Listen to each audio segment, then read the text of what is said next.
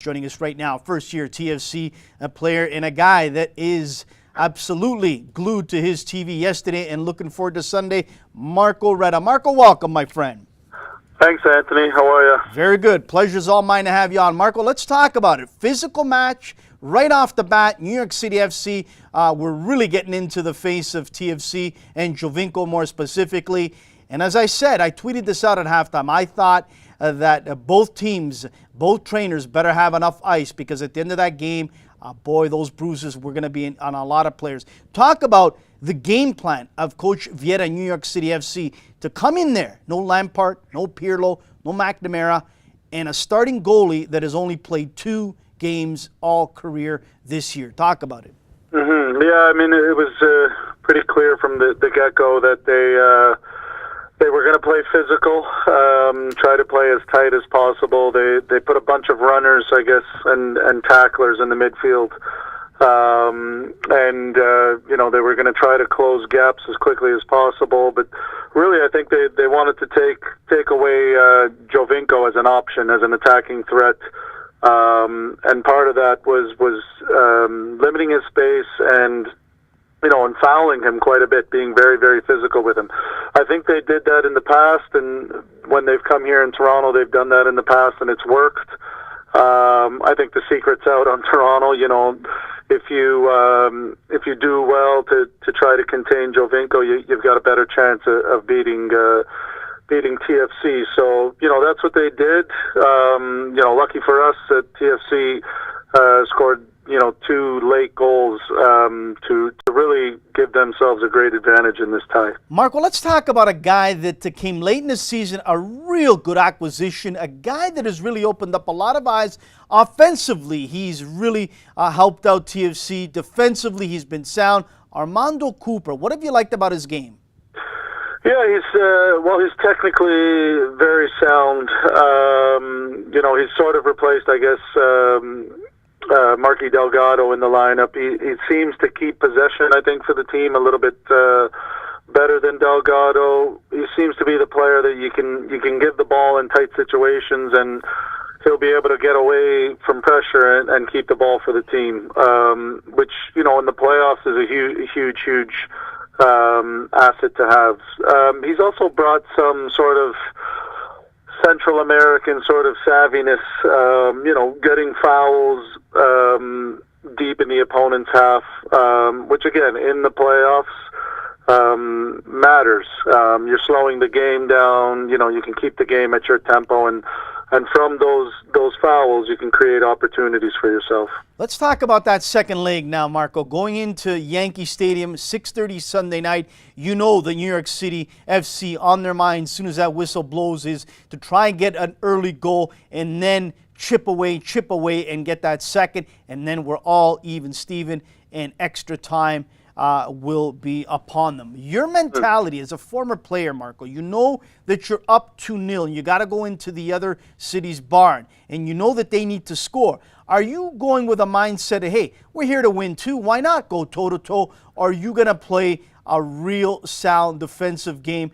and hope that you can hold them at bay for 90 minutes plus? Well, I think it's easy to say we're going to play the same game and we're going to continue to attack and, be on the front foot. And I think that's easy to say, but as a player, at the back of your mind, you're always thinking, well, if I take a risk here, and what if I do this, and what if I step too early, and what if we attack with too many numbers, So I think as, Vanny might put out a game plan, but as players, you're definitely going to play more cautious than usual because you know that allowing an early goal, for instance, for New York will put them right into the match and right into the tie. And so I think TFC needs to survive the early pressure from New York. It's going to come. They're gonna probably play high pressure for the first 15-20 minutes and try to get a goal early. So TFC, if they can withstand that first 15-30 minutes pressure, I think it'll bode well for them. Marco, you and I both know, all of MLS knows that it's highly unlikely that David Villa is going to be suspended for this match. I don't believe it for 1 second. I believe he'll be there. So to me, the question is this: do you do what Vieira did here in Toronto to Jovinko? Go at him, play him physical, hack and whack him, get in his grill house. Does TFC need to do the same with David Villa? I don't think so. I think they did, a smashing job on last game with him. He didn't do much. He was clearly frustrated. I think they just got in his way more than he's accustomed to. And the incident with Cooper is an example. He just bodies him, runs into him, and Villa lashed out. I agree with you. The league's probably not going to do anything but perhaps a slap on the wrist, but I think they want their best players in the showcase matches, so I think it'd be tough. The referee was there. I think he handled the incident well. He kicked out at him, but Cooper did something for that to happen, I think. Marco, just before we let you go, lastly, I want to get your thoughts on the other Canadian team, the Montreal Impact. A big win for them on home soil, an important goal against another New York team, the Red Bulls. To me, the Red Bulls in certain situations really looked confused and frustrated. And I thought Montreal really kept going at them, and they were looking for that second goal, didn't get it. I like Montreal's chances in that second leg in New York. I don't know about you, but to me, this is a dangerous Montreal squad. A lot of veterans, maybe one or two young guys in there. They know the job at hand. They've been through it in different parts of the world. I think they can get the job done. You?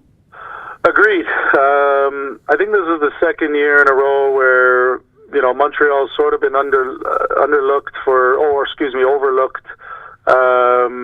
as a playoff team, because they haven't really come into either playoff with huge amount of momentum. And then, once the playoff comes, I think Mauro Biello's got to deserve a ton of credit, because they look a little bit different tactically, and it almost looks like they're surprising their opponents, because it's a Montreal team, whether tactically or one or two personnel that seem different or that are different, so they're surprising their opponents, and the opponents seem like, I haven't seen this side of Montreal before, and Montreal catches them by surprise. So, I think Montreal was going to get through that tie, and I wouldn't be surprised if I see them in the conference final. Well, that's how I was going to close it out, Marco. Do you see both Canadian teams? Do you see one? What do you see 1 week from tonight as the Eastern Conference finalists?